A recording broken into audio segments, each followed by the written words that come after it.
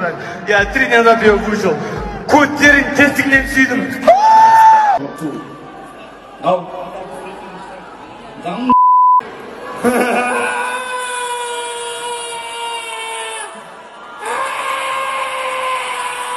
Қарнаш тұрып жатыр.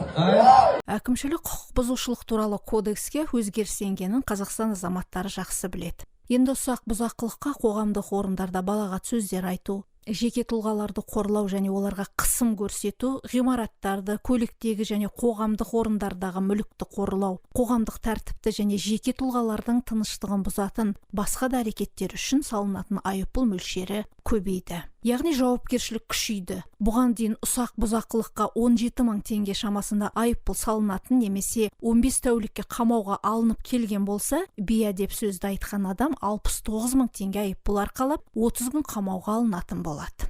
Сонымен 2 айдан соң күшіне енетін заң кімдерді тыяды? Қандай жағдайда көбіне балағат сөздер үшін айыппұл төлейді?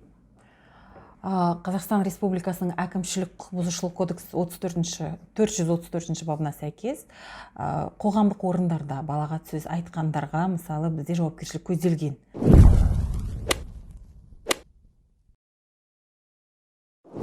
Қоғамдық орын дегеніміз ол қандай орын? Адамдар көп жүрген жер, бұл әлеуметтік желілер, бұл көліктің іші, бұл жеке үйді айтпаймыз, бірақ адам көп жүретін бір концерттік залдарда болып жатқан әрекеттерге байланысты бұл бап жүзеге асырылады.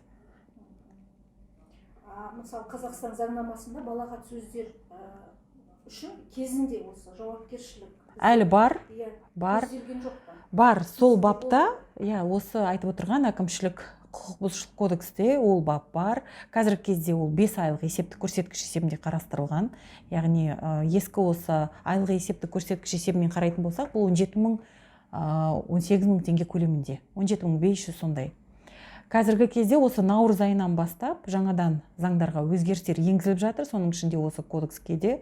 Енді наурыз айынан бастап балағат сөздерді қоғамдық орындарда айтылған адамдарға, не болмаса вандализм дейді, қандай да болмасын құрылыстарды бұзып, немұрай қараған жағдайда оларға 20 айлық есептік көрсеткіш есебінде, яғни бұл 69 мың теңге көлемінде айыппұл салынады және қосымша 30 тәулікке дейін қамау деген көзделген. Қазіргі кезде мысалы 15 тәулік қамау көрсетілсе, наурыз айынан бастап, осы наурыз айына дейін бізде 15 тәулік қамау деп көрсетілсе, 23 жылдың наурыз айынан бастап жаңа өзгерістер енгізілгеннен кейін 30 тәулікке дейін қамау қарастырылатын болады. Яғни 69 мың теңге, не болмаса тағы да қосымша 30 тәулік қамау деген жауапкершілік болады. Егер мені біреу балағаттаса, қайда кімге барып мен шағымданамын? Сосын оны мен қалай дәлелдеймін? Балағат сөздерді дәлелдеу қиын, оның толық алгоритмі көзделмеген. Яғни бәріміз білеміз, сотқа беру үшін, яғни ұсақ бұзақылықты дәлелдеу, бұл адамдар куәгерлер болу керек. Куәгерлердің айтуымен, не болмаса мысалы қоғамдық орын дейміз, көліктерді айтатын болсақ, оны бір видеоға жазып жіберу, қазіргі кезде осындай мүмкіндіктер бар. Не болмаса басқа адамдардың сөйлеуімен, куәгерлердің сөйлеуімен оны дәлелдетуге болады. Бірақ сотқа берген кезде көп жағдайда сот мысалы сырттай сурет, не болмаса сырттай жаңа видео алынған, заңсыз алынған видеоларды дәлел ретінде қабылдамауы да мүмкін. Сондықтан бұл да кішкене осы бапты заңды күшіне енгізу үшін, ол бапты орындату үшін кішкене қиын болады. Өйткені нақты алгоритмі болмай тұр бұл негізде. Жалпы дәлелдеу дегеніміз сол видеоға түсіру, не болмаса басқа адамдардың сөздері, бұл кісінің осындай мысалы дөрекі балағат сөз айтып, адамдарға тиісіп дегендейді бір жеке мәселелерді қозғап жатқан жағдайда. Бірақ біз екі бапты бөлмеуіміз керек, бізде тағы да қосымша адамдардың ар намысына тиген кезде, мысалы, жеке басына тиген кезде, ол бөлек бап, ол бөлек заң. Бізде оған қатысты Қазақстан Республикасының қылмыстық кодекстің 130 бабы болады, ар намысына тиген жағдайда оған да айыппұл салынады. Біз басқа мәселені қарастырып отырмыз қазір. Ұсақ бұзақылықтың негізі қазіргі кезде қоғамдық орындарда балағат сөздерді айту. Мысалы, автобустарды біреуді ұрсу, не болмаса қазіргі кезде мода болып кетті ғой, жаңағы әлеуметтік желілерде боқтап сөйлеу, Осыны да сұрағым келіп тұр. Әлеуметтік желілерде жаман сөз айтқандарды, оларды қандай айыппұл салынады? Бәріне бірдей.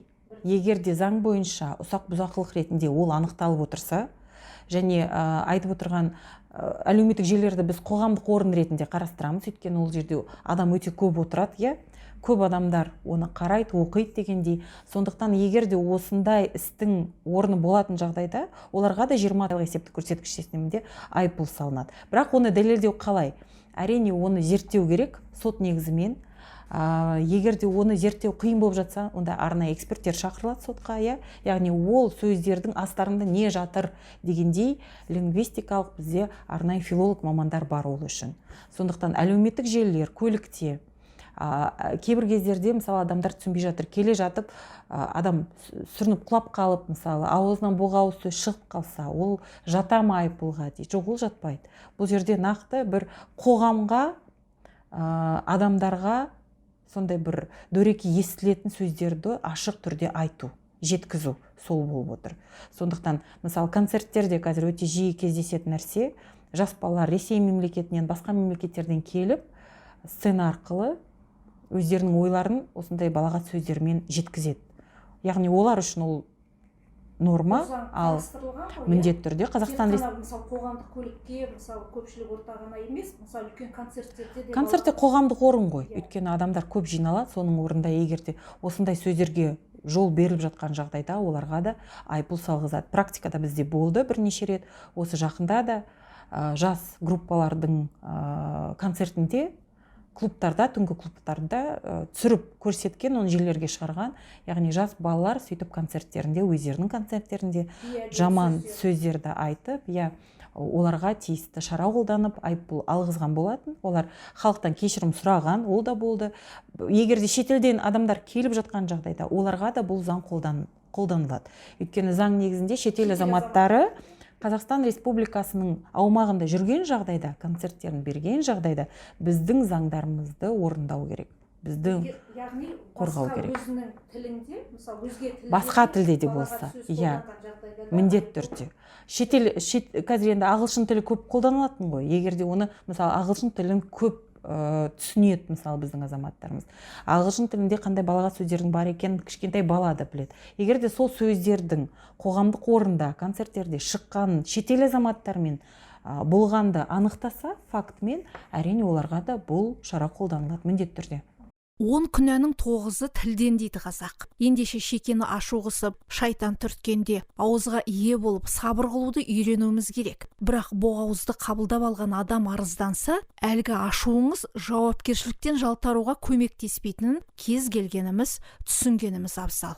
Сонымен наурыздан бастап күшіне енетін заңның жаңа нормаларына сәйкес бейәдеп сөйлеген нысан мен қоғамдық орындарды ластағандардың ісі ұсақ бұзақылық деп саналмақ. Ал өзге елдерде, соның ішінде Франция, Ресей, Біріккен Араб Әмірліктері мен Американың бірнеше штаттарында былапыт сөз айту әлдеқашан ұсақ бұзақылық деп саналған. ақш-та қоғамдық орындарда балағат сөз айтқандар жауапқа тартылады. Қолданылатын жаза түрі әр штаттың ішкі ережесіне сәйкес әртүрлі. Мәселен, Вашингтонда аңдамай сөйлегендер $250 айыппұл төлеуге міндетті. Мэриленд штатында бейәдеп сөз айтқандар тіпті сот алдында жауап беруі мүмкін. Парсы шығанағындағы елдерде де балағат сөз айтқандар үшін жаза қатаң. Біріккен Араб Әмірліктерінде ер адам хабарламада бейәдеп сөздер жазған үшін $70,000 айыппұл төлеген. Мұнда қоғамдық орында не интернетте біреуге тіл тигізіп, қоқан-лоқы көрсеткендердің 2 жылға дейін сотталуы да ғажап емес. Австралияда да боғау сөз үшін айыппұл қарастырылған. Оның көлемі $600 дейін жетеді. Бұдан бөлек елде өзгені қорлайтын қылық секілді заң бұзушылық бар. Оған мәселен нәсілшілдік жатады. Мұндай әрекетке барғандар 3 айға дейін бас бостандығынан айырылуы мүмкін. Өрескелдікті тоқтатуға бағытталған біздің еліміздегі құжатты жұрт талқысына салып көрейік. Айтылған қоғамдық көліктерде жаман сөз айтқан азаматтарға айыппұл мөлшерін көбейтті. Жалпы сіздің көзқарасыңыз қандай? Жоқ, дұрыс деп ойлаймын жалпы. Жастар түзеледі кішкене, дұрыс сөйлей береді. Енді біреуді боқтап бүйтіп болмайды ғой жалпы. Айыппұл мөлшерінің де көбейткені дұрыс дейсіз ғой. Мысалы, сахналарда да жастар көбейіп кетті ғой, сондай. Жалпы дұрыс, енді боқтамаса ешкім айыппұл салмайды ғой. Дұрыс сөйлеп жүрсе, мен ойлаймын дұрыс деп ойлаймын жалпы. Өзіңіз мүлдем бейәдеп сөз жоқ, ондай қолданбайсыз ба? жоқ, ондай жоқ. Әрине енді Дұрыс бұл па жалпы? дұрыс деп ойлаймын, өйткені енді сондай көпшілік адамдардың арасында неғайбыл жаңағы жаман сөздер айтатын балалар, жастар бір-біріне сөйлегенде де жаңағы боқтап сөйлейтін адамдар болады. Өте ыңғайсыз жағдай, енді біздердің мысалы поколенияға үлкен кісілерге өте ыңғайсыз болып тұрады. Оны бірақ енді бәріне айтып, ол жерде ескертіп, замечание жасауда қиын, өйткені өзімізді жаңағы балағаттап тастау мүмкін дегендей. Сондықтан бұл енді мәдениетімізді кішкене өркендетуіне, адамдардың кішкене бір сондай көпшілік жерлерде мәдениеттілеу ұстауына әсер етеді деп ойлаймын. Меніңше енді бұл дұрыс. Айыппұлдың мөлшері көбейіп, кішкене балалар, жастар жаңағы тәрбиеге кішкене бас бұрып, өз-өздерін жаңағы қалай ұстау керектігін біледі деп ойлаймын. Бұл негізі өте дұрыс шара деп ойлаймын, Жалпы көзқарастарыңды, жалпы өзің боқтанбассың ба? Бейәдеп сөздерге. Жоқ, бұл дұрыс емес, өйткені келе жатқан ұрпақ бар ғой, оларда қарап өседі, және де жаман сөздер негізі негативті тартады ғой. Адамдарда кішкене көңілдері түсіп, сондай болып қалады. Сондықтан мен қарсымын сондай балағат сөздерге, боқтау сөздерге. Кішкене сыпайы түрде бір-біріне жауап беруге солай жүру керек адамдар. Дұрыс сияқты. Адамдар осындай заңды естіп, өздерін түзете алады.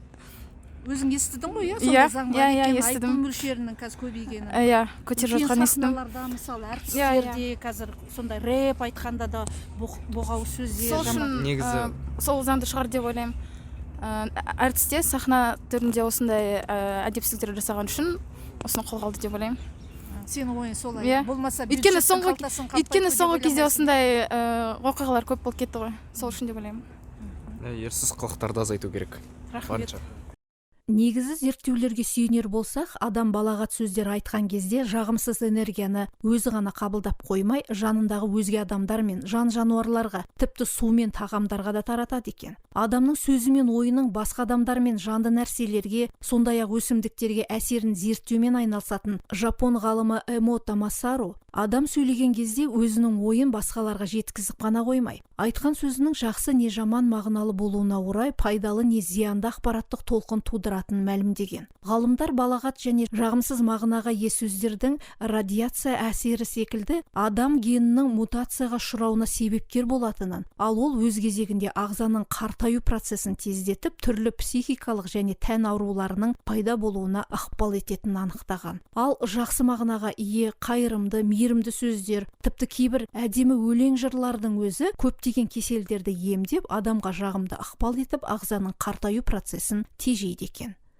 Жақсы сөз жарым ырыс. Ойнап сөйлесең де ойлап сөйле. Сөз сүйектен өтеді деген өнегелі нақылдарын қалдырған ата-бабамыз сөздің құдіретін жете сезінген дана болған. Сөз арқылы адамның көңілін көтеруге де, мұң айтуға да, күлдіруге де, жылатуға да болады. Сондықтан да шайқап сөйлеп емес, байқап сөйлеп жүрейік.